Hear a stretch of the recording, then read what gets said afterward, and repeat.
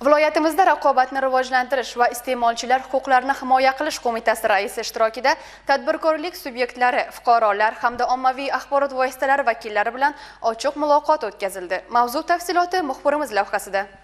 Tadbir avvalida Raqobatni rivojlantirish va iste'molchilar huquqlarini himoya qilish qo'mitasi viloyat hududiy boshqarmasida maxsus komissiya yig'ilishlar zalining tantanali ochilish marosimi tashkil etildi. U murojaatlarni ko'rib chiqish va ochiq muhokamalarni samarali tashkil etish imkonini beradi.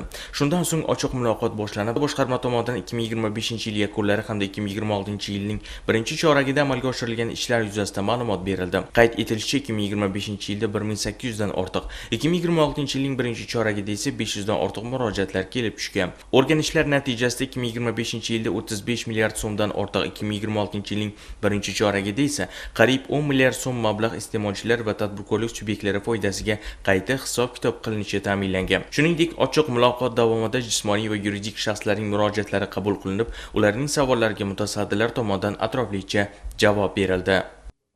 Qo'mitamiz raisi To'raxo'jayev Halil Sovurjonovich Navoiy viloyatiga tashrif buyurdilar.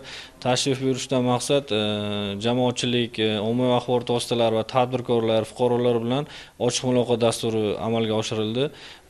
Bu dasturda amalga oshirilgan 2025-yil yakunlari bo'yicha 2026-yil birinchi chorak davomida Navoiy viloyat hududiy boshqarmasida amalga oshirilgan ishlar hisobotlari tinglandi.